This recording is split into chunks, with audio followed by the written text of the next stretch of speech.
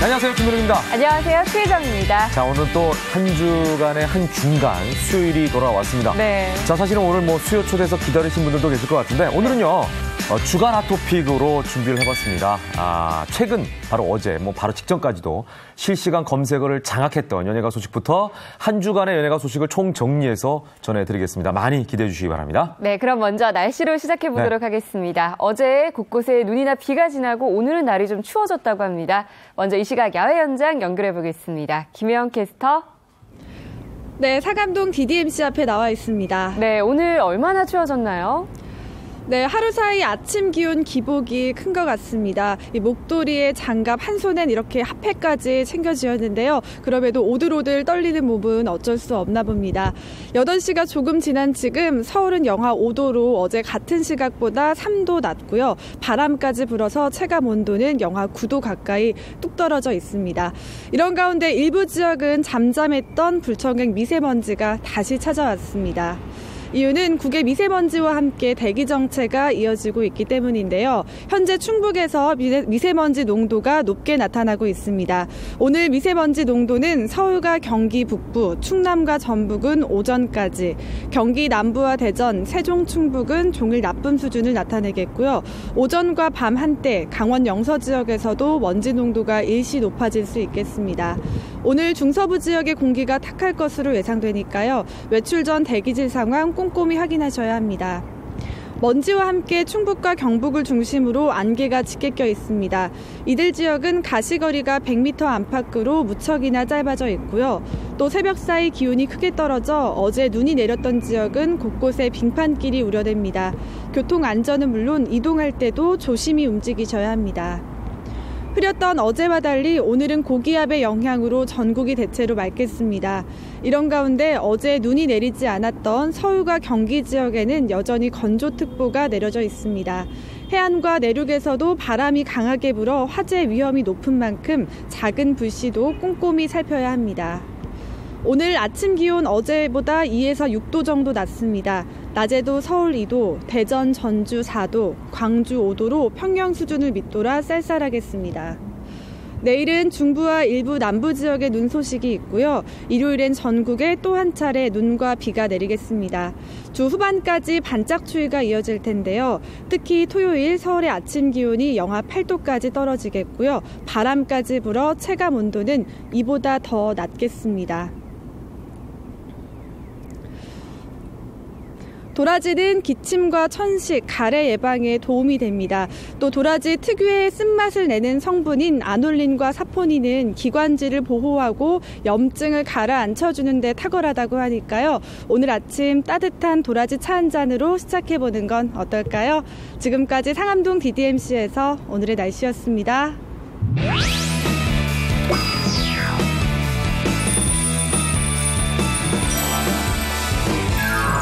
네, 오늘은 앞서 말씀드린 대로 주간 핫토픽으로 준비를 했습니다. 자, 오늘은 어떤 한 주간의 연예가 소식이 준비되어 있는지 기대해 주십시오. 네, 먼저 함께할 세 분 인사드리겠습니다. 먼저 홍종선 대중문화 전문기자, 유재필 연예 전문 큐레이터, 그리고 최정아 연예부 기자 나오셨습니다. 어서 오십시오. 안녕하세요. 반갑습니다. 안녕하세요. 자, 첫 번째 소식부터 바로 들어가 볼까요?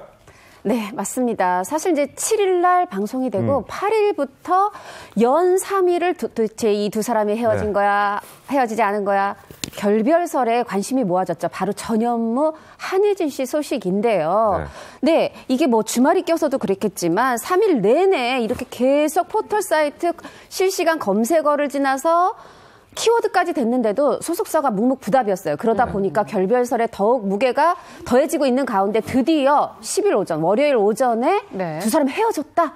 이런 보도까지 나오는 상황에 이르게 됐어요. 네, 보도 내용은 뭐 두 사람이 뭐 공식 커플로 열애해 왔지만 사내 커플처럼 두 사람이 동료로 돌아갔다. 이런 보도까지 나오게 되면서 처음에는 아니 방송 보니까 두 사람 서로 리액션이 평소 같지 않은데 좀 서먹해 안 친해 정도였는데 보도까지 나오다 보니까 진짜 헤어졌나 봐. 여기까지 가는 상황까지 이르렀었죠. 네. 예, 근데 뭐 연인 사이면 서로 사이가 좋을 때도 있고 안 좋을 때도 있잖아요. 네. 결별설까지 나오게 된 이유가 있을까요? 네, 보도에 따르면 전현무 씨, 한혜진 씨 둘 사이의 감정이 안 좋아진 지는 꽤 됐으며 서로 생각할 시간을 갖자고 이야기를 나눴다는 것을 들었다는 겁니다. 다른 관계자는 이런 분위기를 같이 출연하는 멤버들도 눈치를 채서 최근 프로그램 식구들이 모이는 자리가 있으면 둘 중 한 명만 참석을 했다는 건데요. 예를 들면 전현무 씨가 참석을 하면 한혜진 씨가 안 오고 한혜진 씨가 오면 전현무 씨가 불참하는 식의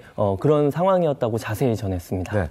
자, 이 기사를 보고 이제 저도 한번 문자를 보내야 되나 고민하긴 했는데 사실 그런 사람이 한두 명이겠어요. 네. 예. 보지도 않을 것 같더라고요. 네, 맞습니다. 그럴만했던 게 일단 양측 소속사도 두 사람의 결별설이 났었던 이후에 주말 내내 이 주제가 포털사이트를 장식을 했는데도 불구하고 이에 대한 명확한 입장을 내놓지 않은 채 시청자들 그리고 많은 대중들의 궁금증을 더 자아내기만 했었어요. 네, 그러다 보니까 사실, 더 증폭되는 거죠. 그렇죠. 네. 그러니까 우리가 보통 일반 대중이 생각할 때는 헤어졌다, 안 헤어졌다 이것만 정확히 그렇죠. 말하면 되는데 왜 그걸 네네. 말하지 않느냐인 건데 일단 결별 보도가 나온 이날도 연락을 소속사에서 받지 않고 있던 상황이었기 때문에 사람들이 더욱 궁금해했었고요. 네네. 그리고 한간에는 전현무 씨가 이때쯤 해서 그러니까 결별설이 나기 전쯤에 전화번호를 바꿨더라. 근데 전화번호를 바꾼 이유가 뭐 그러한 것이 이유가 되지 않았겠느냐라는 추측까지 오가면서 두 사람이 정말로 헤어진 거 아니야? 뭐 이런 시선이 더욱 증폭이 됐죠. 네. 두 사람이 워낙 인기 프로그램에 동반 출연하면서 또 공개 연애까지 하다 네. 보니까 사람들이 이번 결별설에 대해서 진짜인지 가짜인지 더 궁금해하는 게 아닐까 싶어요.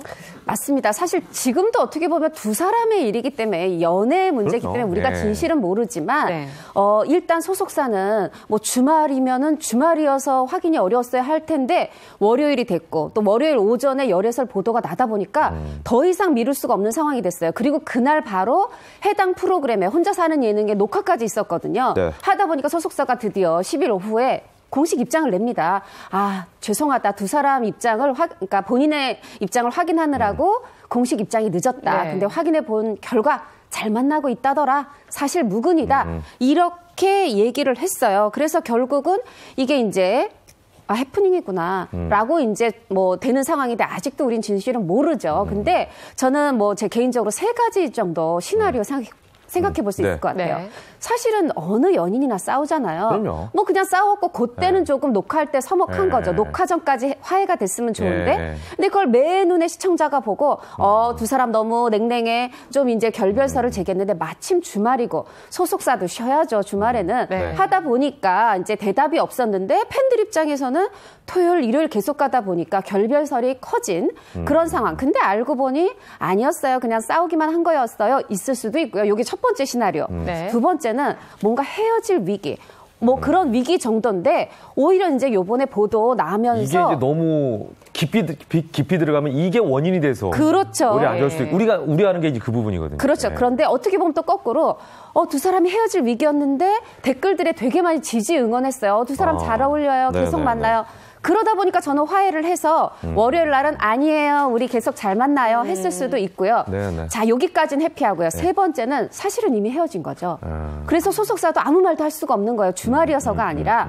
그런데 월요일 날 피하고 싶지 않은 결별 보도가 났고 공식 입장을 내야 되는데 사실은 이런 속에서 정말 다시 만나기로 해서 다시 만나기로 했다 할 수도 있고 모르는 거죠 또. 그렇죠. 헤어졌는데 아직은 우리 헤어지지 않은 걸로 하기로 해요. 뭔지는 모르지만 저는 개인적으로 응원합니다. 잘 사귀고 있는 거죠? 네. 근데 그것도 이해가 안 돼요. 뭐 외국 나가 있는 것도 아니고 네, 바로 옆에 있는데 사실 확인하는 게 이렇게 오래 걸리기도 하나 뭐 이런 생각도 들고요. 아무튼 한혜진 씨 측 입장에서는 어떻게? 네, 한혜진 네. 씨 측도 역시 전현무 씨 소속사와 같은 입장이라며 두 사람의 결별설은 사실이 아니다라고 말했는데요. 네네. 그런데 이렇게 공식 입장을 밝혔는데도 불구하고 두 사람을 예의주시하게 되는 이유는 여러 상황 때문에 결별을 인정하지 않았거나 네. 사실상 결별 수순을 밟고 있는 두 사람에게 시간이 필요해서 그런 건지는 아닌지에 대한 궁금증 때문이라고 합니다. 그러니까 홍종성 기자가 말씀하신 거랑 비슷한 네. 맥락이에요. 네. 네, 근데 이번 결별설 해프닝과 관련해서 배우 이지연 씨의 과거 발언이 또 화제가 되고 있다고 하는데 어떤 발언을 네, 했나요? 일단 이 사람들이 굉장히 친한 사이잖아요. 그렇죠. 그렇기 때문에 이지연 씨가 두 사람의 연애에 대해서 자신의 인터뷰 때 이런 언급을 한 건데요. 전현무와 한혜진이 사내 연애를 하고 있어서 우리도 사실 눈치가 보인다라면서 혹시 싸웠을까 봐 눈치를 본다라고 현장 분위기에 대해서 이야기를 했어요. 그러면서 어떤 직구진 취재진이 전현무 한혜진이 열애설 이후 싸운 적이 있었던 것 같느냐라는 가벼운 질문에 이렇게 대답을 했는데 나는 많이 느꼈는데 두 사람은 아니라고 하더라 라면서 앞으로도 걱정이다. 혹시나 두 사람이 헤어지면 둘 중에 누가 하차해야 되나요? 라면서 너스레를 떨기도 했거든요. 네네. 그런데 사실 이시연 씨가 이때는 두 사람의 관계가 굉장히 좋다 보니까 굉장히 편하게 네, 얘기할 수 있는 부분인데 네. 어떻게 보면 이 공개 연애를 하는 연예인들의 그 아주 치명적인 단점을 그대로 나타나주는 게 아닌가 싶어요. 실제로 같은 프로그램을 하고 있는데 그리고 시청자들은 그것에 몰입해서 보고 있는데 두 사람이 결별을 하게 됐다라고 하면 시청자들 입장에선 이 프로그램에 집중하기보다는 두 사람의 리액션이라던가 두 사람의 그런 뭐 받는 이야기들에 대해서 더 집중할 수밖에 없거든요. 때문에 제작진에서도 아마 그 부분에 대해서 실제로 결별설이 났었을 때 고민을 했을 거라고 저는 생각을 해요. 때문에 이런 시청자들의 우려의 목소리가 나오는 게 아닌가라는 생각도 듭니다. 근데 이게 말이죠. 일반인들도 똑같아요. 예를 들어 같은 회사에서 같은 부서에 있는 사람이 연애만 해도 그쵸. 불편하거든요. 사내 연애 걱정. 티가 나고. 맞아요. 그래서 저희 아나운서들도 같은 회사에 같은 실에 있으면 사실 그래서 결혼하게 되면 한 사람이 자연스럽게 거기를 떠나는 경우가 일반적인 게 그런 이유예요, 사실은. 부부가 있으면 불편하니까. 맞아요. 근데 이런 경우는 한 프로그램에 있잖아요. 그렇죠. 그러니까 다 친하잖아요. 그러니까 옆에서 어떤 건지 눈치가 다 보이고 이게 딱 보면 냉랭한 기류가 보이니까 이래서 아마 이런 여러 가지 말들도 나오는 게 아닌가 이런 생각이 드는데 그런데 최근에는 또 해외여행을 간다는 얘기는 뭐예요? 이거는 두 사람 해외여행 가는 건 아니고요. 이제 포상 휴가식으로 이 나 혼자 사는 예능팀 출연자뿐 아니라 제작진 전체가 태국으로 휴가를 가기로 돼 있었어요. 심지어 날짜도 있었습니다. 1월 17일. 아이고. 그런데 지금 현재 상황은 어떻게 됐느냐. 멤버들 날짜를 맞춰봤는데 다들 바빠가지고 날짜를 못 맞췄다 하면서 휴가를 가지 않기로 했다. 불발을 알린 상황이에요. 하다 보니까 사실 시청자분들이나 누리꾼들은 또 오해하겠네. 이거 그렇죠, 두 사람이 불편하니까 이거 끝났구나. 뭐 이런 식으로 또 이게 자꾸 이게 꼬리를 무니까. 그렇죠. 그리고 우리 한 달만 있으면 확인할 수 있어. 포상휴가 둘이 같이 가면 사귀는 거야. 뭐 이렇게 하고 있었을 텐데 우리는 당장은 이제 확인할 길은 없어졌는데 저는 뭐 이러저러한 얘기 속에서도 두 사람이 잘 화해해서 좀 잘 사귀었으면 좋겠어요. 잘 어울려요. 그러니까 근데 모두의 관심을 받는 두 사람이기 때문에 이제 이런 이야기들이 많이 오가는데 어떻게 보면 또 이건 두 사람의 사생활이거든요. 그러니까 좀 응원해 주시고 좀 지켜봐 주시는 게 좋을 것 같습니다. 자, 다음 얘기로 좀 넘어가 보겠습니다. 최근 여러 스타들이 배우자들 때문에 구설수에 오르는 경우들이 참 많이 있습니다. 그리고 뭐 부모와의 관계 때문에 저희도 전해드렸습니다만 구설수에 오르는 스타들도 많이 있죠. 이번에 그 배우자 때문에 국민청원까지 등장할 정도로 논란이 되고 있는 스타가 있습니다. 네, 그렇습니다. 바로 제2의 전성기다라고 해도 과언이 아닌 배우 견미리 씨의 이야기인데요. 지난 4일이죠. 청와대 국민청원 게시판에 견미리의 홈쇼핑 출연이 불편합니다라는 제목의 글이 올라왔어요. 이 글이 올라오면서부터 굉장히 논란이 시작이 됩니다. 어떻게 하다가 이런 글까지 올라오게 됐을까요? 네, 일단 이 청원자는 견미리 씨의 남편이 아내의 이름을 이용해서 주가 조작을 했다라고 주장을 하고 있는 상황인데요. 이어 견미리 씨가 아무런 사과 없이, 그러니까 남편의 이런 범죄 사실과 전혀 모른 채 하면서 방송에 출연하는 것이 좀 불편하다라고 지적을 하고 있는 거예요. 견미리 씨 부부와 이 해당 사건이 관심을 모으면서 각종 온라인 커뮤니티에도 유사한 내용의 비판적 글이 계속해서 올라오고 있는 상황입니다. 자, 그렇다면 전반적인 이 사건 개요를 좀 짚어봐야 될 것 같은데요. 자, 일단 시간이 2014년으로 올라가요. 14년 10월.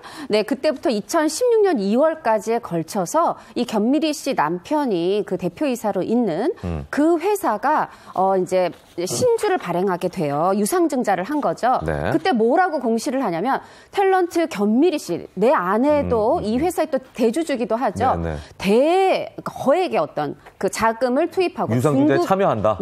유상증자에 참여한다. 그리고 중국에서도 아주 거액 거액의 자본이 또 들어온다. 네네. 이런 공시를 하게 됩니다. 이걸 그럼 왜 그렇게 했느냐? 당시에 주가가 막 한 5천 원 수준이었는데 이 공시 후에 막 한 15배까지 엄청 뛰면서 결국은 이거를 주가를 올려서 그 새로 이 견미리 씨 남편이 취득한 신주 이거를 고가에 팔려는 거 아니었느냐라는 의심을 받았는데 검찰 조사 결과 결국은 이것이 사실이고 그러다 보니까 이 주가 조작의 주범이 된 거죠. 네네. 그러다 보면 결국 이것은 금융투자업에 관한 법률을 위반한 게 돼요. 네, 그렇게 돼서 지난 11월에 서울 남부지법이 실형을 선고했고 지금 구속 상태죠.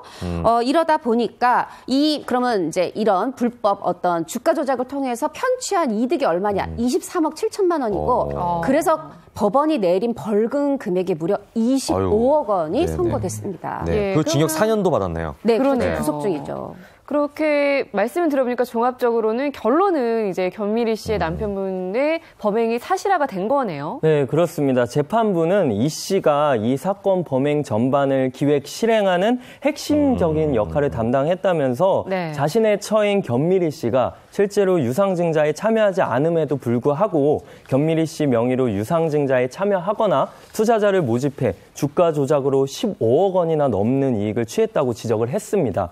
이어서 두 차례 동종 전과가 있는 데다 누범 기간에 범행을 저질렀다면서 주식시장에서의 거래 행위는 공정한 가격 형성을 방해할 뿐만 아니라 주식시장에 대한 신뢰를 무너뜨리고 자본시장의 건전한 발전까지 저해야 한다면서 지적을 했습니다. 그러니까 이거 판결문을 보면 사실 이 씨에 대한 얘기만 있잖아요. 견미리 씨에 대한 얘기는 없거든요. 그 말은 견미리 씨는 혐의가 없다는 거잖아요. 그럼에도 불구하고 계속해서 이렇게 의심을 하고 견미리 씨에 대해서 언급을 하고 걸고 넘어지는 이유가 있겠죠? 일단 부부잖아요. 그렇기 때문에 이렇게 엄청난 일을 하는데 견미리 씨가 어떻게 하나도 모를 수가 있냐라는 대중의 그냥 의혹이 일단 첫 번째고 두 번째로는 이게 이해가 되는 의심이에요. 사실 그러니까 부부니까. 그렇죠. 어떻게 보면 굉장히 대중 입장에서는 어떻게 그걸 모를 수가 있어라고 분노할 수 있는 부분이죠. 그래서 견미리 씨 남편이 이 같은 혐의를 받았을 당시에 처음부터 견미리 씨는 이 의혹의 시선에서 자유로울 수가 없었습니다. 견미리 씨가 과거 주식으로 일단 100억대 자산가 반열에 오른 이유도 있고요. 이런 보도와 더불어서 남편이 견미리 씨 이름을 언급하면서 투자자들을 현혹한 회사 지분이죠. 4.3%를 취득한 것으로 알려졌기 때문에 대중이 봤을 때는 이거 견미리 씨도 당연히 아는 거 아니냐 이런 의혹이 시선이 당연히 있었고요. 이 때문에 견미리 씨 남편 구속 당시에 굉장히 많은 구설수에 시달려야 했습니다. 근데 아까 그 100억대 자산가의 그 주식은 유해사 주식은 아니에요. 그거는 이제 따로 봐야 되는 부분이고요. 그리고 또 이제 굉장히 그 흔히 말하는 연예인 주식 재벌 10위 안에 견미리 씨 같을 때 또 시기에 요번 주가 조작으로 인한 주가 급상승으로 인해서 또 그 10위 안에 든 적이 있었어요. 그러다 보니까 대중이 보기에는 본인은 하나도 몰랐고 관련이 없고 법적으로는 책임이 없는 게 맞는데 결국은 이제 그런 어떤 그 주식 부자가 될 때 이런 불법적 행위가 도움이 된 게 아니냐라는 의심을 의심의 눈초리를 계속 보내는 거죠. 아무튼 이 주가 조작 사건 관련해서 이 견미리 씨 남편분에 대한 관심도 높아지고 있는데요. 시간을 좀 거슬러 올라가서 두 분이 처음에 어떻게 만나게 되셨어요? 누구냐는 거죠, 이제 이분이. 네, 그렇죠. 사실 이제 견미리 씨가 자기 사생활 얘기하는 걸 굉장히 싫어해서 좀 조심스럽습니다만 뭐 그냥 이렇게 좋았던 만남의 시작을 말씀드리는 거예요. 1993년에 이제 배우자였던 그 이명규 씨랑 이혼을 하잖아요. 아니, 이 여자가 이혼을 하면 정말 어느 남자도 싫고 내가 혼자 열심히 돈 벌어서 내가 내 딸들 키울 거야. 이런 마음 가졌고 견미리 씨도 마찬가지였던 거죠.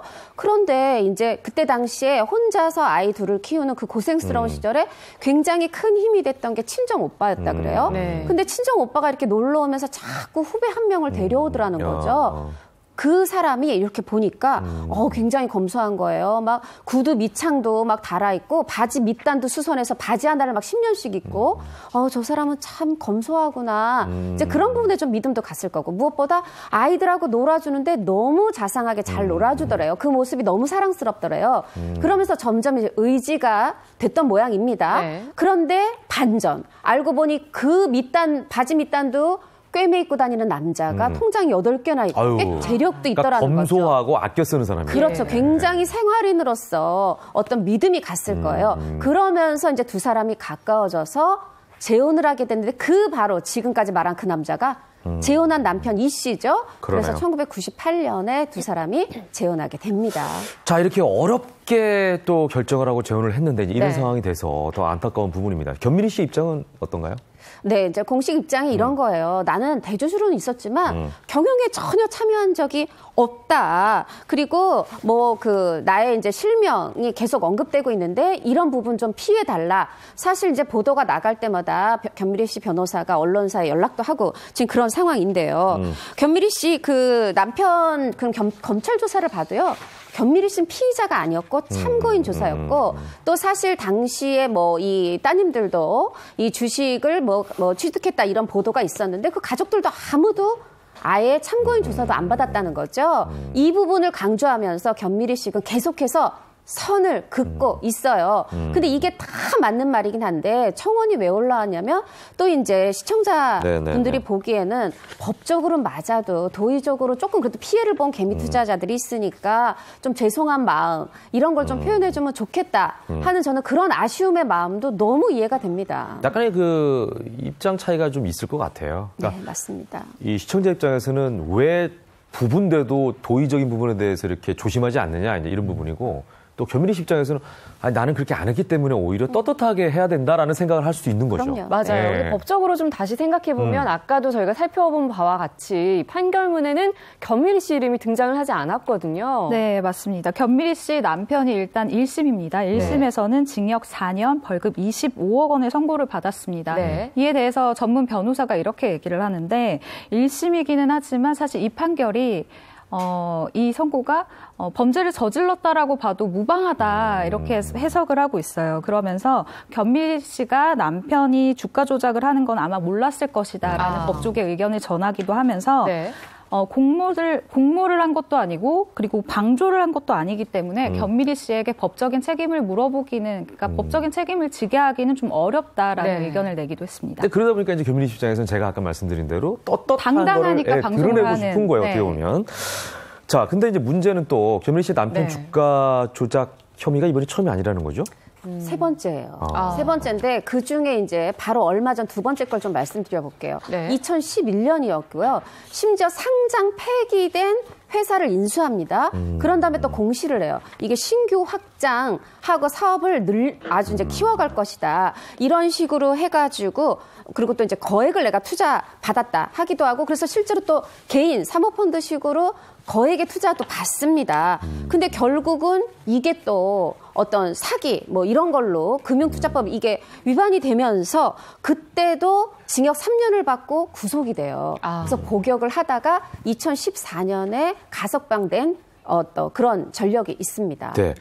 자, 그래서 여기서 국민청원까지 하게 된 이제 청원자의 네. 속마음을 좀 읽어봐야 될 필요성이 있을 것 같아요. 네. 네, 국민청원을 한 청원자의 주장에 따르면 견미리 씨 남편 주가 조작은 그 남편이 직접 기획을 했으면서 이번이 또 아까 말한 대로 세 번째라고 하는 겁니다. 네. 주가 조작은 B2보다 더 심각하다. 네네. 견미리 씨 명의가 이런 범죄에 이용됐는데 피해자에게 단 한마디 사과 없이 홈쇼핑에서 화장품만 팔고 있는지 이해할 수가 없다고 강조를 했습니다.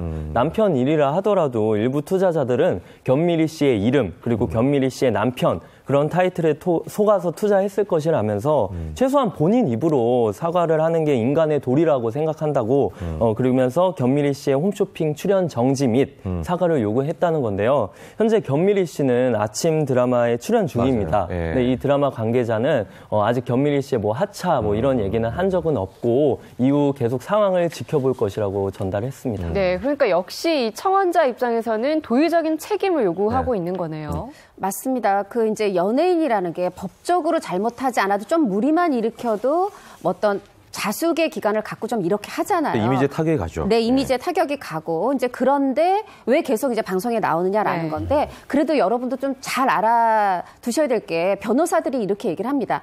그런 마음은 충분히 이해를 한다. 도의적 책임을 묻고 싶은. 네. 근데 법적으로는 문제가 없기 때문에 이걸 계속해서 문제 제기를 하다 보면은 도리어 거꾸로 견미리 씨에 대한 명예훼손의 네, 법적인 어떤 잘못을 질 수 있는 그 명예훼손의 반대로 네, 역고소를 당할 수 있는 그런 상황이 되니까 좀 어느 정도 적당한 선에서 멈추는 것도 좋겠다. 이런 또 의견을 변호사들이 내놓고 있습니다. 네. 저는 뭐 이제 객관적으로 얘기를 좀 하려고 합니다만 네. 그래도 이제 이게 그 한국 사회의 좀 특수성이라고 할 수 있을 것 같아요. 어떻게 남편이 하는 걸 몰랐냐 이렇게 얘기하지만 한국 사회가 약간 아내는 남편이 하는 일을 잘 묻지 않고 또 남편 입장에서 얘기를 안 하는 게 어떤 네. 문화처럼 돼 있잖아요. 그런 부분에 있어서도 전 약간은 그 견민희 씨의 입장을 조금 이해한다. 라는 말씀을 드리고 싶습니다. 자, 아무쪼록 이런 불미스러운 일이 생겨서 안타까운데 빨리 해결이 됐으면 좋겠다는 바람이 들고요. 네. 자, 다음 소개할 스타 이야기로 한번 넘어가 보죠. 네, 임주리 씨예요. 아, 임주리 씨. 생각나시죠? 립스틱 짙게 바르고. 맞습니다. 저도 사실 이분 뵀었는데 이분이 어떻게 마음속에 뭐가 있는 것 같은데 사실 좀 확확 드러내지 않으셨어요. 근데 이번에 어떻게 보면 숨겨진 그 가정사 슬픈 이야기가 좀 공개가 돼서 화제인데요. 네. 네. 자, 먼저 이제 좀 말씀을 드릴게요. 그 굴곡진 가족사의 시작. 처음에는 그렇지 않았어요. 임주리 씨가 1979년 야 곰네야라는 드라마가 있었는데 여기 이제 OST 노래를 불렀어요. 사실 이게 굉장히 인기 있는 드라마였거든요. 네네네. 근데 이게 드라마는 잘 됐지만 노래는 그렇게 인기를 끌지 못했고 그러다가 언제 좀 잘 되느냐. 1993년 시간이 꽤 흐르죠. 그때 김혜자 씨 주연의 드라마 엄마의 바다 고소영 씨도 나왔었죠. 네네. 여기에 립스틱 짙게 바르고가 삽입곡으로 들어가요. 네. 그러면서 갑자기 대중의 폭발적 관심과 사랑을 받게 됐는데 뒤에 말씀드리겠지만 이 폭발적 관심을 가질 때 임주리 씨는 미국에 있었어요. 네네. 그러고 이제 다시 돌아옵니다. 돌아와서 1994년도에 제5회 서울가요 트로트 부문에서 대상도 받고 뭐 그해 영상음반 대상에서 골든디스크상도 받고 예. 뭐 노랫말 뭐 그런 시상식에서 대상도 받고 정말 굉장한 한 해를 보내게 되죠. 네, 네. 지금 노래도 나왔었는데 립스틱 네. 짙게 바르고 정말 히트곡이었잖아요. 네, 그런데 이 립스틱 짙게 바르고라는 네네. 노래가 사실 임주리 씨 노래가 아닐 뻔했다는 사실 알고 계셨습니다. 몰랐네요. 아, 모르셨어요? 아니, 뭐 임주리 씨 목소리 말고 다른 사람이라는 건 상상이 잘 안 되는데. 상상이 잘 안 돼요. 누굴 위한 노래였어요, 그러면? 네, 호소력이 짙은 네. 목소리의 주인공 가수 이은하 씨의 곡이 될 뻔했다고 합니다. 이은하 씨는 저희 수요 초대에서 제가 출연해서 직접 맞아요. 네, 뵌 적이 있는데 그분하고 목소리가 너무 다른데. 네, 그런데 이제 네. 또 작곡가가 이제 작곡을 할 때는 그분을 네. 생각하고 작곡을 했는데 이제 임주리 씨가 작곡가의 집에 방문을 했었는데 피아노 위에 악보가 있었다고 합니다. 네, 네, 네. 근데 이제 제목부터 꽂힌 거죠. 그래서 이제 작곡가한테 저 그 곡을 꼭 부르고 싶다 이렇게 설득 끝에 결국에 자기의 노래로 따냈다고 합니다. 그런데요, 사실 이제 이은하 씨가 불러도 또 색다른 맛으로 그러겠죠, 들었을 것 같은데 아무래도, 예. 제가 두 분 이제 이은하 씨한테 물어본 적 있어요.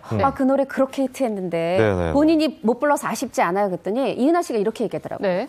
노래도 운명이다. 이 만남엔 운명이 있는데 어차피 내 노래가 아니었던 거다. 그날 임주리 씨가 그 작곡가 사무실에 간 것도 그녀의 노래가 된 것도 다 이게 운명이다. 그렇게 얘기를 하시고 임주리 씨는 이거에 대해서 또 굉장히 또 감사해하더라고요. 네네네. 이은하 씨가 불렀으면 립스틱 짙게 바르고 뭐 이렇게 믿지 않을까 목소리 톤이 싶네요. 확 이렇게 꺾이면서 선배님이 불러도 됐을 뻔해. 아니요, 저는 부르면 안 되죠. 아무튼 근데 이런 임주리 씨가 본인의 사생활을 어떤 사생활을 또 어떻게 공개를 한 거죠? 네, 지금까지 밝은 이야기를 했는데 지금부터는 좀 무거운 이야기가 될 것 같습니다. 다름 그래요? 아닌 네. 그러니까 미혼모였다가 이혼녀가 된 파란만장한 인생사를 공개한 거예요. 네, 미혼모의 이혼까지 정말 쉽지 않은 얘기인 것 같은데 한번 들어볼까요? 네, 일단 임주리 씨 같은 경우는 젊은 시절에 남편과 이혼을 한 후에 아이를 혼자 키우면서 굉장히 힘든 시간을 보냈다라고 이야기를 합니다. 그러면서 과거 임주리 씨는 일에 한창 집중을 하고 싶을 때 전 남편을 만났다고 하는데 친구의 남자친구가 전 남편을 소개를 해줬는데 그때 당시에 정말 멋있었다라고 추억을 하면서 미국에서 온 재미교포였는데 매력이 있었다라고 전 남편을 설명을 했거든요. 네. 전 남편과 많이 여행도 다니고 하다 보니까 자연스럽게 혼전 임신이 됐다라고 그 당시 상황을 설명을 하기도 했습니다. 근데 당시에 이제 혼전 임신은 조금 큰 사건이긴 해요. 요즘에야 저는 약간 뭐 혼수 이런 얘기를 합니다만. 네. 근데 이거는 말 그대로 혼전 임신이지 미혼모는 그렇죠. 아니잖아요. 그렇죠. 혼전 임신과 미혼모 사이에는 조금 간극이 갭이 있죠. 예. 있어요. 그리고 네. 게다가 언제 결혼을 했냐 하니 이 남편분과 아이가 한 10살 됐을 때 결혼했다고 그래요. 아니 그렇더라도 또 왜 사랑했는데 경제적으로 어려워서 10살 때 할 수도 있잖아요. 네. 근데 이 정도가 아니에요. 왜 미혼모가 됐냐면 네. 바로 그 혼전 임신을 했던 그 아이의 아버지가 네. 유부남이었어요. 그래서 이제 미혼모라는 얘기가 나오게 됐네요. 네, 현미 씨가 맞습니다. 탁 떠오르면서 겹치네요. 그쵸. 네. 이제 임주리 씨 말에 따르면 이래요. 사실 이제 재미교포 청년이에요. 그분하고 사랑에 빠졌어요. 그래서 이렇게 여행도 다니고 이렇게 즐거운 시간들을 한국에서 보낸 거잖아요. 네네. 사실 미국에 있는 사람이 한국에 왔는데 결혼했는지 안 했는지 모를 수도 있지만 게다가 너무 동안이었고 그래서 심지어 임주리 씨는 가요계 생활 은퇴까지 결정하고요. 이 남자를 따라 도미를 하게 돼요. 거기 가서 내가 새 인생 살아보겠다. 그리고 사실 이때까지 임주리 씨가 그다지 인기 스타가 아니었거든요. 그런데 미국에 가서 보니 아이고야 이 남자가 총각인 줄 알았는데 유부남이었던 거예요. 그런데 남의 부인의 남편을 또 내가 뺏을 수도 없잖아요. 그렇죠. 하다 보니까 거기서 결심을 하게 됩니다. 그래 혼전 임신이고 아버지도 없지만 이 아이는 내 운명이다. 받아들이자 하고 그때 나이가 이제 37살이었는데 미국에서 혼자 아이를 낳고 키울 결심을 하고 드디어 출산하게 됩니다. 야, 그럼 미국 땅에서 그런 선택 굉장히 힘든 선택이었을 것 같아요. 네, 안 그래도 임주리 씨가 아이를 미국에서 키우면 내가 죽을 것 같더라 이렇게 고백을 했습니다. 그런데 아이는 100일이 지나야 이제 비행기를 탈 수가 있는데 이제 22일 만에 이 비행기를 태우고 이제 한국으로 다시 돌아온 거죠. 근데 한국에 돌아오고 나니까 미국에 있을 때 이 립스틱 짙게 바르고가 대히트를 친 겁니다. 그래서 바로 방송국에서 이제 임주리 씨를 찾게 된 거죠. 그래서 산후조리도 못하고 방송 활동을 계속 하면서 이제 임주리 씨가 그런 활동을 했는데 임주리 씨 입장에서는 이 아이가 자기에게 복덩이라고 이렇게 말을 했다고 합니다. 네, 그 이후 이제 아이가 10살쯤 됐을 때 결혼을 하게 된 건가요? 네, 일단 임주리 씨가 이렇게 얘기를 했었는데 아이가 돌 때쯤 돼서 전 남편이 한국으로 왔다고 해요. 그러니까 이혼한 후에 한국으로 돌아오게 된 건데요. 이때 이후 좀 시간이 지난 후에 정식으로 결혼을 하게 됐다라고 설명을 합니다. 그러면 그 위에는 아마도 이제 같이 살다가 결혼식이라든지 뭐 이런 법적인 절차를 늦게 밟은 게 아닌가. 네, 이런 아마도 예상을 그런 게 해볼 수가 아닌가 있네요. 생각이 들어요. 예, 근데 뭐 그런 우여곡절 끝에 결혼을 뒤늦게 하긴 했지만 이제 앞으로 잘 살면 되지 않을까 싶거든요. 하지만 그 행복이 그렇게 오래 가지는 않았던 것 같아요. 왜냐하면 정말 그렇게 힘들게 아이를 낳고 다시 결혼을 한 이 상황에서 두 사람이 헤어지게 됩니다. 그것이 결혼 생활 8년 만에 이혼 도장에 이제 도장을 찍게 된 거죠.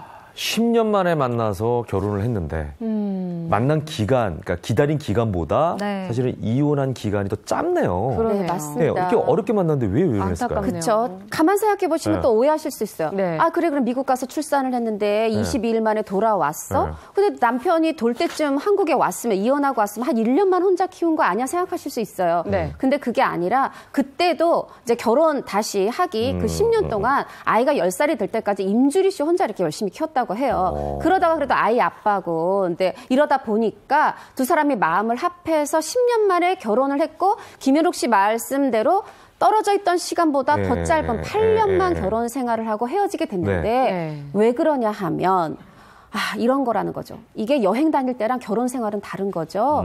굉장히 남편이 좀 사사건건 화를 많이 내고 이런 사람이어서 이 임주리 씨 가슴에 화병이 생겨서 정말 병이 날 것 같았대요. 그리고 또 하나 이 고칠 수 없는 굉장히 술을 좋아하셨는데 어느 정도 적당히 좋아하는 게 아니라 정신을 잃을 때까지 술을 마신다는 거예요. 이건 습관이네, 습관. 네, 이런 또 남편하고 이제 아이를 키우면서 아들 하나 키우면서 사는 임주리 씨가 마음이 힘들었겠죠. 하다 보니까 이런 얘기를 했다고 합니다.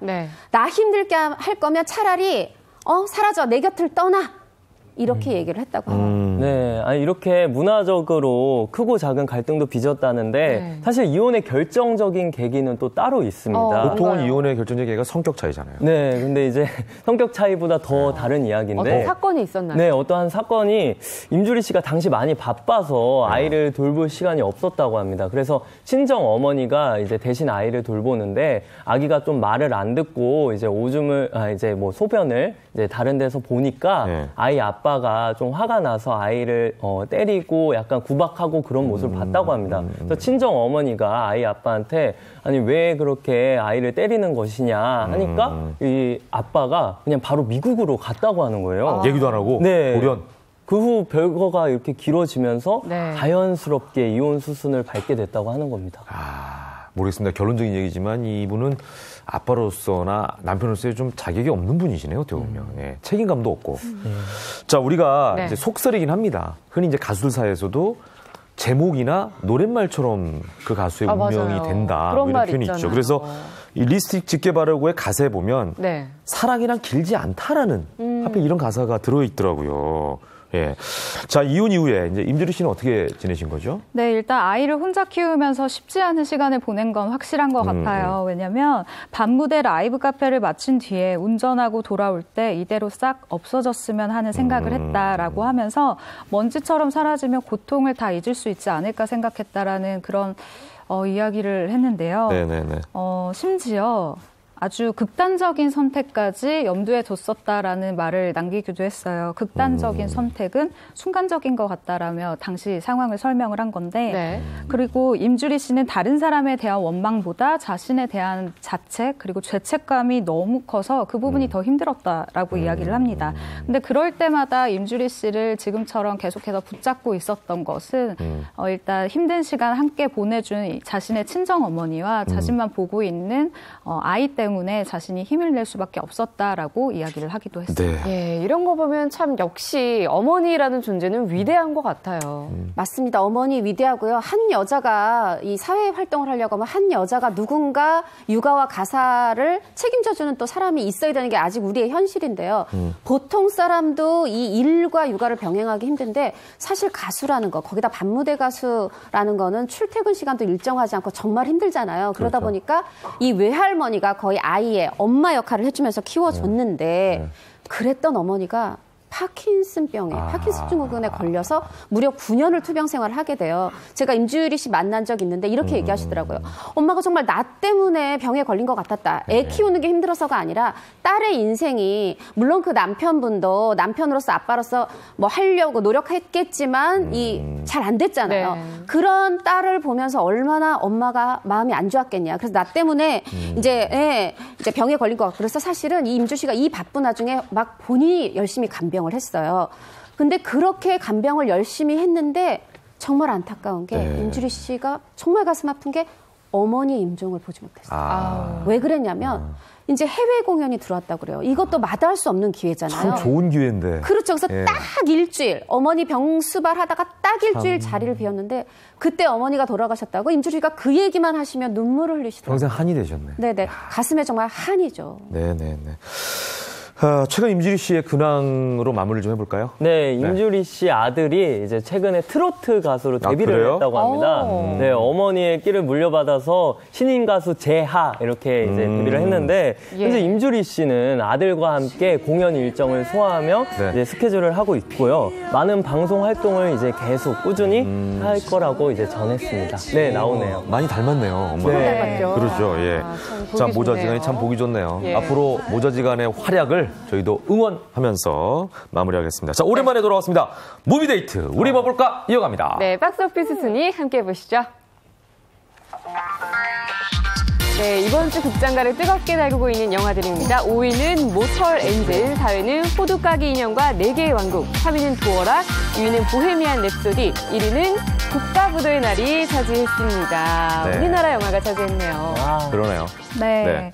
첫 번째는 영화 국가부도의 날입니다. 네. 영화 국가부도의 날은 국가부도까지 남은 시간 일주일 위기를 막으려는 사람과 위기에 베팅을 하려는 사람 그리고 회사와 가족을 지키려는 평범한 사람들까지 1997년 IMF 위기 속에 서로 다른 선택을 했던 사람들의 이야기를 그린 작품입니다. 네네. 예. 김혜수 씨가 혼란 속 위기를 막으려는 자, 그리고 한국은행 통화정책팀장 한시연 역을 연기를 했는데 연기를 너무 잘했어요. 안정적으로 극을 이끌면서 정말 관객들의 사랑을 독차지하고 있고요. 이외에도 유아인, 허준호, 조우진 씨 등이 아주 연기 잘하는 배우들이 각자의 자리에서 인상 깊은 연기를 펼치고 있습니다. 예. 네, 이번에 공개된 유아인 씨의 경제인강 영상은 경제 위기를 직감한 금융맨 윤정학이 위기에 베팅하기 위해 투자자들을 모아놓고 1997년 이 위기를 설명하는 열정적인 프레젠테이션을 해서 굉장히 주목을 받았어요. 유아인 씨는 한 인터뷰에서 프리젠테이션 이 연기하는 장면을 굉장히 잘하고 싶었고 배우 인생에서 처음으로 양해를 구하고 촬영을 연기할 정도로 가장 많은 연습량을 할애했다고 하더라고요. 예. 지인들 앞에서 리허설을 할 정도라고 하면서 그의 고민과 연기에 대한 열정을 한 번 더 느끼게 해준 것 같습니다. 예. 사실 유아인 씨가 이번에 뉴욕타임즈 선정 이 세계의 그 2018년을 빛낸 배우 12명 중에 아시아 배우로 유일하게 들어갔잖아요. 뭐 유아인 씨 연기 잘하는 거 뭐 누구나 다 의심하지 않는데 저는 그래도 국가부도의 날에서는 거기 완전히 팽팽하게 계속 신경전하는 두 사람이 있어요. 김혜수, 조우진. 맞아. 두 배우가 정말 연기 갑이었다고 생각합니다. 예, 저도 봤는데 참 IMF 당시를 떠올리게 하는 그런 장면들이 인상 깊어서 취향을 떠나서 이런 영화는 꼭 봤으면 좋겠다고 맞습니다. 지금 왜 비정규직이 이렇게 많은지 혹은 강남의 그 많은 아파트들의 주인은 왜 몇 명 안 되는지 그 이유가 궁금하시다면 국가부도의 날 보시면 답이 있습니다. 부동산 대책과 맞아떨어진 영화네요. 그러네요. 그리고 2위는 보헤미안 랩소디예요. 아니 아직도 인기네요, 이 영화. 대단합니다. 700만 넘었어요. 네, 700만 넘었죠. 저 정말 저도 이거 사실 여러 번 봤는데 저뿐이 아니에요. 저 댓글을 보니까 3번 봤다, 뭐 5번 봤다, 뭐 많은 분들이 있는데 그 이유가 있습니다. 네. 자, 일단 이 영화가 보면요. 단순히 어떤 음악 영화는 노래만 나오고 어떤 음악 영화는 노래 없이 인물에만 집중하는데 이 영화는 두 가지를 잘 잡았어요. 퀸의 숨겨진 이야기, 그 대단한 노래도 보헤미안 랩소디, We Will Rock You, 뭐 위아더 챔피언 이런 명곡들이 어떻게 탄생했는지 그 탄생 뒷얘기도 나오고요. 그러다 보니까 뭐 노래, 이야기 다 두 마리 토끼 잡다 보니까 이런 그 굉장한 인기를 이어가고 있고요. 저는 뭐 브라이언 싱어 감독이 굉장히 연출 잘했지만 꼭 이 사람 얘기하고 싶어요. 머큐리 역할에 레미 말레. 아니 어쩜 처음에는 좀 안 비슷한 거 아니야 이랬는데 끝날 때는 진짜 비슷하더라고요. 머큐리가 살아온 줄 알았습니다. 근데 머큐리보다 앞니가 좀 더 튀어나왔더군요. 근데 실제로 일부러 당시에 굉장히 머큐리 앞니가 정말 튀어나왔었다고. 자, 지금 뭐 노래가 나오고 있습니다. 저도 갑자기 수염이 갑자기 제가 생겼네요. 마음 같아서는 여기서 안에 런닝도 입고 싶은데 생방송이라 그렇게 할 수가 없고 저는 아닌가요? 사실은 이 보헤미안 랩소디를 본 다음에 너무나 여기 심취해가지고 집에서 여기 사실 영화는 안 나왔어요. I was born to love you. 너무 좋다. 그거를 계속 제가 이제 돌려서 봤거든요. 거기도 그렇게 이렇게 딱 하얀색 러닝을 입고 맞아요. I was born to love you. 야, 침이 팍 튀기는데 너무나 멋있어가지고 제가 예전에도 퀸을 좋아했지만 더 광팬이 됐습니다. 이제 내일부터는 제가 수염을 진짜로 기를지도 모릅니다. 오늘은 가짜지만. 아니 근데 뭐 입이 튀어나오지 않아서 김현옥 씨는 기르지 않으셔도 될 것 같은데 지금 수염 얘기 나온 김에 말씀드리면 실제로 머큐리가 이 윈니가 보통 사람보다 4개가 많았다고 그래요. 영화에서 나오죠. 그럼 36개네? 네, 그러다 보니까 이 구강이 굉장히 넓고 그래서 소리의 공명을 통해서 더 아름다운 깨끗한 고음을 낼 수 있었다고 해요. 그런데 본인한테는 이게 컴플렉스일 수 있잖아요. 이 콧솜을 기른 이유도 이 4개 많은 치아, 돌출된 입 그거를 가리기 위해서 기른 건데 매니저 말에 따르면 머큐리가 아주 마음 편하게 웃고 얘기할 수 있었던 건 본인의 집에서밖에 없었다 그래요. 근데 어려서부터 이 돌출된 이 때문에 굉장히 그렇게 뭐 놀림도 받고 했지만 머큐리가 혹시나 이거를 교정하면 이 음악 실력, 노래 실력이 달라질까봐, 목소리가 달라질까봐 교정을 소리가 이제 부딪히는 게 다르니까. 그렇죠. 하지 않았다고 하는데 우리가 사실 저는 이번 영화 보기 전까지 그렇게 돌출된 줄 몰랐어요. 어떻게 보면 너무 노래를 잘하다 보니까 그 실력에 우리가 매료돼서 그의 구강 구조를 잘 안 봤던 것 같아요. 네, 이 영화가 인기인 것이 실제로 돌출된 치아 때문에 고민이 있던 분이 계셨나 봐요. 그래서 포털 사이트에 이제 질문을 고민을 올려주셨구나. 고민을. 답변이 뭐라고 오셨는지 궁금한데요? 뭐예요? 이 보헤미안 랩소디 영화를 한번 꼭 보세요. 그리고 프레디 머큐리처럼 자신감을 가지고 퀸이 되어 보세요. 이렇게 답변을 썼다고 합니다. 아, 재치 있는 답변이시다. 아주 재치 있죠. 그만큼 이 보헤미안 랩소디의 인기를 우리가 이 댓글을 통해서 알 수가 있는데요. 또 하나는 저 이제 존 디콘 역을 맡았던 이분이 이름이 조셉 마젤로인데 저는 이 배우를 처음 봤던 것 같아요. 이 영화에서. 근데 세상에 아들인 줄 알았어요. 너무 똑같은 거야. 저도요. 세상에 뭐 거기서 보면 뭐 브라이언도 누구도 다 비슷한데 이분이 정말 똑같았어요. 저도 정말 존 디콘의 살아났나? 정말 살아난 게 아니라 젊어졌나? 100%. 와, 정말 대단하죠. 와, 깜짝 놀랐습니다. 깜짝 놀랐습니다, 네. 정말. 참 그만큼 캐스팅도 잘했고, 네. 예, 스토리도 튼튼하고, 네. 음악도 너무 좋았고, 맞습니다. 조금 안타까운 건 I was born to love you가 없었거든요. 이거 좀 넣어주시지 그랬어요. 예. 자, 아무튼 이렇게 오늘 시간이 좀 있어서 재미있는 영화 이야기까지 함께 해봤습니다. 예. 오늘 말씀 잘 들었습니다. 고맙습니다. 감사합니다. 감사합니다.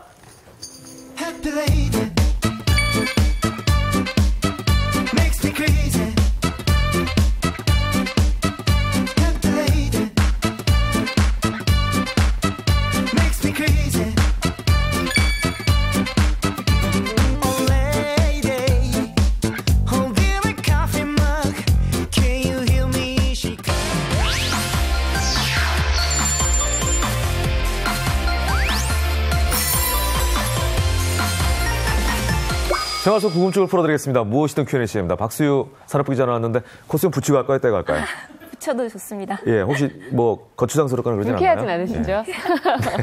네, 그럼 첫 번째로는요. 개편된 청약제도에 대해서 살펴볼 텐데요. 네. 지난 9.13 부동산 정책 발표 당시에 이 주택 공급에 관한 규칙 개정안 그리고 주택법 시행령 개정안이 입법 예고됐었는데요. 바로 어제부터 시행이 됐다면서요. 네. 네, 그렇습니다. 어제부터 시행되는 이 청약제도 개편안은 무주택 실수요자에게 내 집 마련의 기회를 확대하는 게 주요 내용입니다. 앞으로는 무주택 서민들의 내 집 마련 꿈이 실현될 수 있을지 관심이 집중되고 있습니다. 네, 구체적으로 그렇다면 내 집 마련의 기회 어떻게 마련한다는 거죠? 네, 투기 과열지구와 청약 과열지역 그리고 수도권 광역시 등에서는 민영주택을 청약할 때 이 추첨제 물량의 75% 이상을 무주택자에게 우선 공급하고 있는데요. 예를 들어 청약 과열지역의 경우 이 85제곱미터 이하 아파트에서 가점제는 75% 그리고 추첨제는 25%가 적용됩니다. 기존에는 추첨을 하더라도 유주택자와 무주택자를 구분하지 않았지만 앞으로는 추첨제 전체 물량 중 75% 이상은 무주택자를 대상으로 공급해야 합니다. 또 네. 투기 과열지구나 청약 과열 지역이 아닌 지역에서 추첨제를 실시할 때도 마찬가지입니다. 85제곱미터 이하 아파트는 60% 이상이 추첨제가 적용되고요. 네. 또 85제곱미터 초과 아파트는 100% 추첨제가 적용되는데 이 추첨 전체 물량의 4분의 3 이상을 무주택자에게 공급해야 합니다. 예, 그렇다면 혹시 신혼부부들도 이 아파트 공급 대상에 포함이 되나요? 네, 신혼부부라고 무조건 혜택을 받게 되는 건 아니고요. 또 신혼기간 중 집을 구매한 적이 있는 신혼부부는 특별 공급 대상에서 제외됩니다. 혼인신고 날부터 입주자 모집 공고일까지 주택 소유 이력이 있으면 공급 대상이 아닌 겁니다. 다만 이 개정일 시행일 전에 네. 기존 주택을 처분한 신혼부부의 경우 무주택 기간이 2년이 지나면 특별 공급 2순위 자격이 부여됩니다. 특별 공급 1순위는 자녀가 있는 신혼부부, 2순위는 자녀가 없는 신혼부부 네네. 혹은 이 시행일 이전에 주택을 매각하고 무주택 기간이 2년을 넘긴 신혼부부입니다. 네. 자, 그렇다면 지금 현재 주택은 없지만 네. 분양권과 입주권을 갖고 있는 분들, 이분들이 이제 미래의 주택을 갖게 될 것이 예상되는 분들이잖아요. 네. 이분들도 무주택자에서 제외되는 건가요? 네, 그렇습니다. 기존에는 분양권 소유자가 주택에 입주하기 전이거나 또 입주하기 전에 분양권을 처분한 경우에는 무주택 기간으로 계속 인정을 받았는데요. 이런 점을 악용하는 겁니다. 이 분양권 소유자가 같은 세대에서 인기 있는 주택을 여러 차례 공급받는 경우가 발생하기도 했습니다. 네, 그래서 개정안에서는 이런 일을 막기 위해 분양권을 주택으로 간주했습니다. 다만 공공임대주택 거주자가 분양권을 취득한 경우에는 해당 주택에 입주할 때까지 공공임대주택에 거주하는 건 가능하도록 했습니다. 또 형편이 어려워서 이 친인척의 집에서 동거인 자격으로 거주하는 이 형제자매 혹은 사위 며느리에게도 세대원의 지위를 부여했습니다. 그동안은 이 세대원으로 인정을 받지 못했기 때문에 청약을 할 수 없었지만 이번 개편으로 가능해진 겁니다. 그렇죠. 예전에 네. 세대원이라면 이제 분리해 있었어야 되잖아요. 근데 네, 그걸 인정해 준 맞습니다. 거네요. 네, 예. 그리고 또 그동안 논란이 됐었던 게 이른바 금수저 자녀가 부모 집에서 살면서 부양 점수까지 받는다 이런 점이었는데 이 부분도 좀 개선이 된다면서요? 네, 개선안 보시면요. 집을 가진 부모나 조부모는 부양가족에서 제외되기 때문에 가점을 받을 수 없습니다. 네. 다만 60세 이상 부모가 집을 소유하더라도 네. 자녀가 무주택인 점은 계속 인정됩니다. 이 밖에 또 추가적인 것들이 있나요? 네, 분양가 상한제 주택의 전매 제한을 강화했습니다. 수도권에서 공급되는 분양가 상한제 주택의 경우 분양계약 체결 후 최대 8년까지 거래할 수 없게 됩니다. 또 입주 의무가 적용되는 공공분양주택도 확대했는데요. 했는데요. 공공분양주택의 의무 거주 기간도 분양 가격과 이 인근 주택 가격의 시세 차이에 따라 최대 5년까지 강화될 예정입니다. 네, 주택 관련 개정안 잘 숙지하시기 바랍니다. 네. 자, 다음에 넘어가 보죠. 네. 최근 한파가 덮치면서 많은 분들이 수도 계량기 동파 때문에 걱정을 하시고 실제로 피해봤다는 분들도 계시거든요. 네. 계량기 동파 어떻게 막을 수 있을지 좀 살펴보면 좋을 것 같아요. 네, 기온이 영하 11도 이하로 떨어질 때 특히 수도 계량기 동파가 자주 발생하죠. 또 요즘처럼 한파가 지속될 경우에 특히 빈번한데 미리미리 예방하시는 게 좋습니다. 우선 계량기 함을 따뜻하게 해주는 게 중요합니다. 계량기 내부를 이 보온성이 좋은 헌 오리털이나 솜 같은 것들로 빈틈없이 채워주고 한기가 침입하지 않도록 헌옷이나 뽁뽁이, 비닐 등으로 넓게 덮어주는 게 좋습니다. 다만 헌솜이나 헌옷은 습기에 젖을 수 있기 때문에 이 주기적으로 상태를 확인하시고 마른 것으로 교체해 주셔야 합니다. 네. 예, 근데 예방을 한다고 했는데도 계량기 보온이 뭔가 미흡해 보이면 어떤 또 다른 대책이 있을까요? 네, 그럴 때는 이 새로운 보온재를 사용해 계량기 함 내부를 채워주시는 게 좋습니다. 수도 계량기 보온 못지않게 중요한 게 이 수도꼭지를 조금 틀어 수돗물을 흘려보내놓는 건데요. 예, 특히 한파가 이틀 이상 지속될 경우나 외출을 할 때 또 혹은 밤에는 욕조에 수도꼭지를 조금씩 틀어놓는 게 좋습니다. 근데 뭐 틀어놓는 물의 양은 굉장히 조금이어도 괜찮습니다. 네. 근데 이제 보통 많은 분들이 아파트에 사시다 보니까 이런 부분을 잘 잊어요. 그래서 어는 경우가 있습니다, 실제로. 네. 얼었다면 어떻게 해야 될까요? 네, 계량기가 이미 얼었다 하는 경우에는 따뜻한 물수건을 사용해 계량기나 수도관 주위를 골고루 녹여주면 됩니다. 헤어드라이기 사용하는 분들 많은데 이 자칫하면 계량기가 고장날 수도 있습니다. 뜨거운 물로 녹일 경우에는 얼어있던 수도관이 팽창해서 터져버릴 수도 있기 때문에 자제하셔야 합니다. 네. 예, 그렇다면 겨울철에 많이 쓰는 보일러 동파 어떻게 예방할까요? 네, 보일러가 동파될 경우에는 이 교체해야 될 수도 있어서 특히 주의가 필요한데요. 네. 온수관과 파이프를 이 전용 보온재나 헌옷으로 감싸주면 온도가 쉽게 내려가지 않기 때문에 이 동파 예방에 도움이 됩니다. 또 외출하실 때는 보일러를 아예 끄고 나가는 분들이 많은데 네네. 이럴 경우에는 보일러 배관의 물이 얼어버릴 수가 있습니다. 그래서 4시간 이상 오랫동안 집을 비우신다면 사람이 없더라도 보일러를 켜두는 게 안전한데 이 보일러가 최소 온도로 작동하는 이 외출 기능이나 취침 모드를 사용해 이 실내 온도는 10도 이상으로 설정해 두시는 게 좋습니다.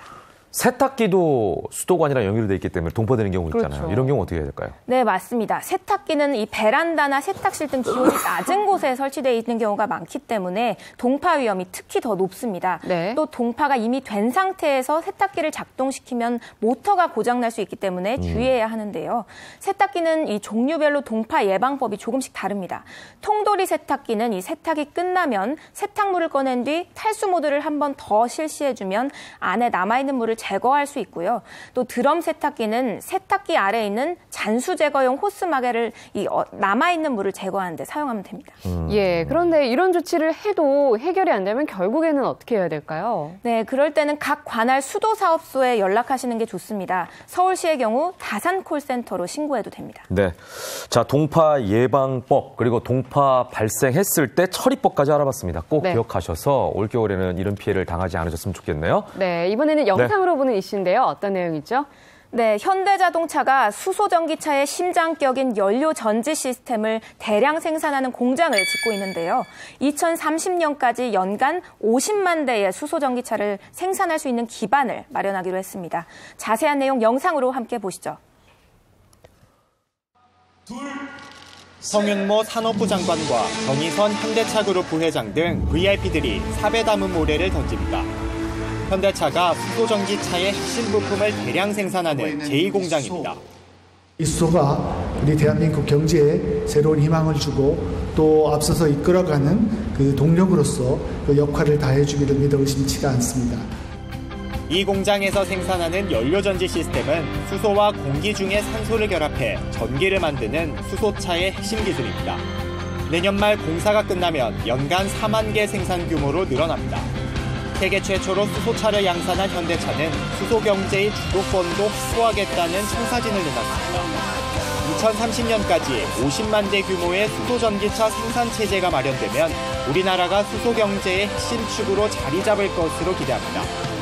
협력사와 2030년까지 연구개발, 설비 확대 등에 단계적으로 총 7조 6천억을 신규 투자하며 약 5만 1,000명의 신규 고용이 창출될 전망입니다. 중국 최대 엔진 업체가 수소 연료 전지 세계 1위 업체를 인수하면서 수소차를 둘러싼 글로벌 경쟁은 더욱 뜨거워진 상황. 정부도 2022년까지 전국에 수소 충전소 310곳을 만들어 수소 전기차 산업을 지원하기로 했습니다. 채널A 김지환입니다. 이번에는 대한민국 최고의 기술력을 갖고 있는 기능 한국인들을 만나보게 될 텐데요. 오늘은 또 어떤 기능 한국인의 기술 그리고 비법을 엿볼 수 있을지 굉장히 기대가 됩니다. 네, 오늘 만나볼 분은요. 오직 기술 하나로 초정밀 가공 분야에서 국내 최고가 된 분인데요. 네. 과연 어떤 기술을 보유하고 있을지 화면으로 확인해 보시죠. 오늘의 기능 한국인을 찾아 도착한 천안의 한 공장. 이번엔 기능 한국인을 한 번에 찾을 수 있을지 기대감을 안고 무작정 공장 안으로 들어가 보는데요. 찍으시면 안 됩니다. 촬영하면 안 되나요? 이쪽은 좀 보안구역이요. 휴대전화도 허용되지 않는 1급 보안구역. 좀 촬영을 하게 되면은 기술 유출 우려도 있고 내부에 지금 현재 조립 중이어서 실제 내부를 촬영은 조금 힘들 것 같습니다. 행여 장비와 기술이 노출이라도 되면 문제가 발생할 수 있기에 엄격히 통제한다는데요. 촬영 시작부터 난관이 예상되는데 오늘의 기능 한국인은 어디에 계실까요?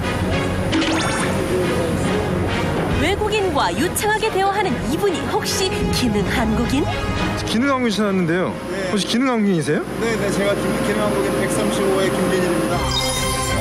오직 기술로 승부한다. 초정밀 가공 분야 김진일 기능 한국인. 초정밀 가공기계를 개발 생산하는 업체로 설립 17년 만에 한국을 넘어 세계 시장으로 뻗어가며 기술을 선도하고 있다는데요. 그 비결을 지금부터 공개합니다. 어려운 기술 용어를 한국어도 아닌 영어로 자유자재로 구사하는 김진일 대표. 왜 이렇게 영어를 잘하세요? 영어를 못하는데. 아니, 그거 통역 없이도 다 하시네요? 아닙니다. 지금 오신 분은 어떻게 오신 거예요? 저희 공급사, 스피드 공급사에서 오십니다. 기능 한국인을 만나기 위해 머나먼 스위스에서 13시간 넘게 비행기를 타고 한국으로 날아온 스위스 업체 직원. 한국의 초정밀 기계 산업을 이끌고 있는 김진일 대표의 기술력을 엿보기 위해 먼 길을 오는 수고로움도 마다하지 않았다는데요. 선진 기술을 보유한 스위스에서도 눈여겨보는 그의 저력이 궁금해집니다.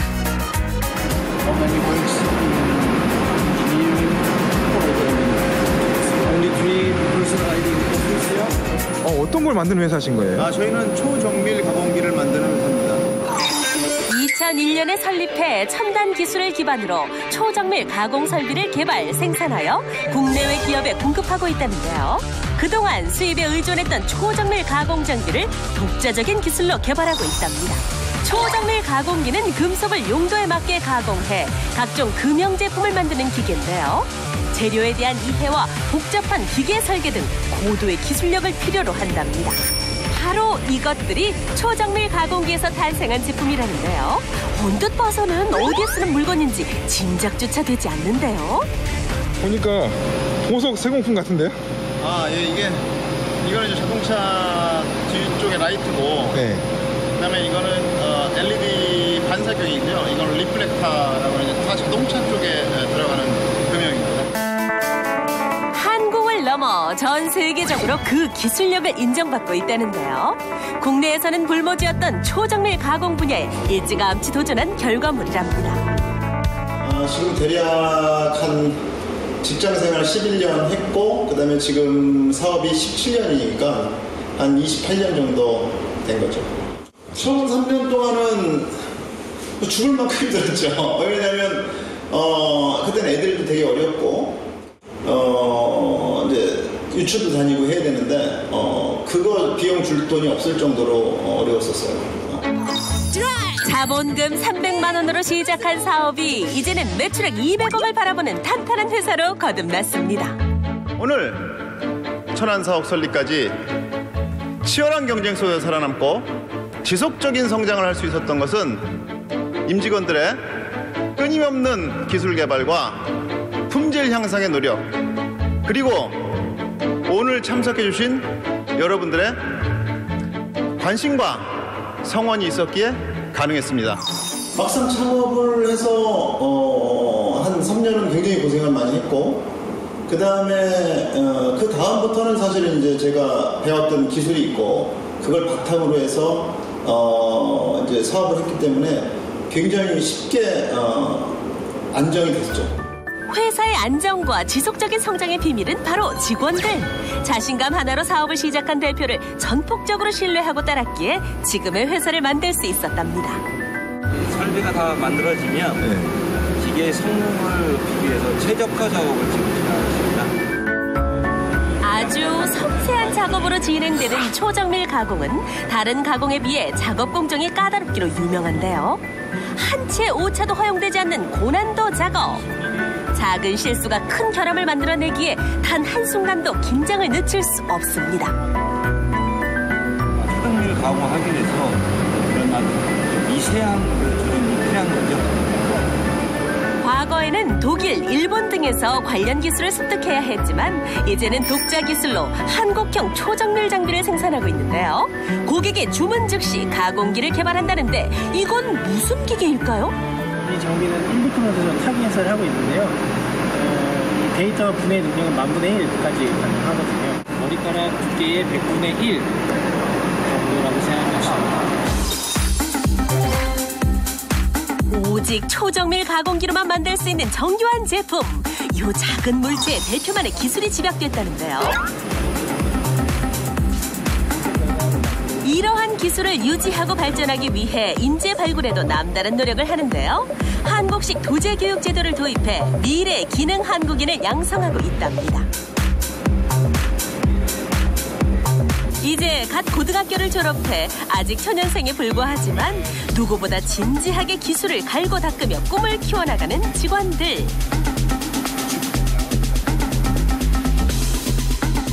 저희 회사 직원 중에는 이렇게 도제 과정이 끝난 다음에 다시 입사를 해서 계속 일하고 계신 분들이 많이 있거든요. 그런 분들의 그런 실력을 봤을 때 어디 하나 뒤처지는 부분이 없이 정말 지금 현재는 저희 회사의 가장 큰 그런 자산들이죠. 이들이 증인 잠재력에 손을 내민 김진일 대표. 잘하고 있지? 네. 열심히 배워가지고 우리 회사의 훌륭한 인재가 되지. 늘 사람 중심의 경영을 실현한다는데요. 어쨌든 우리 엔지니어들하고 또 우리 전체가 노력을 해서 이루은 어떤 초정밀 가공기고 하니까 보안에 최대한 신경을 쓰고 외부로 기술이 유출되지 않도록 각별히 신경 써주세요. 앞으로 세계 최고의 초정밀 가공기를 만듭시다. 이상입니다. 기술에 대한 도전이죠. 저희가 어떤 회사의 규모 또는 회사의 크기보다는 더 정밀하고 또 더 정확한 그런 기계를 만드는 것이 저의 꿈이죠.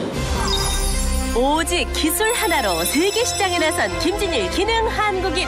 앞으로도 새로운 기술을 향한 그의 항해는 계속됩니다. 짧은 소식 하나 전해드리겠습니다. 네. 제주도 광어의 우수성을 알리는 시식 행사가 국회의원회관 2층 중앙 로비에서 펼쳐졌습니다. 사단법인 한국광어양식연합회에서 주최하는 이번 행사에는 국회 농림축산식품해양수산위원회 소속 의원들을 비롯한 현역 국회의원들이 대거 참석해 눈길을 끌었습니다. 수입산 연어가 국내 소비시장을 잠식하다 보니까 대한민국 전체 양식산업이 이제 붕괴되고 있다는 것을 우리 의원님들에게 알리고자 이렇게 시식 행사를 하게 되었습니다.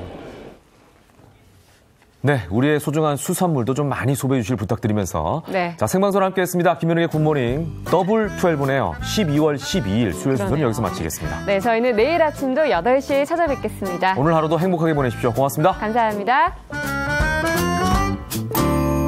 Swing, swing, call out your baby. Swing, swing, come on in.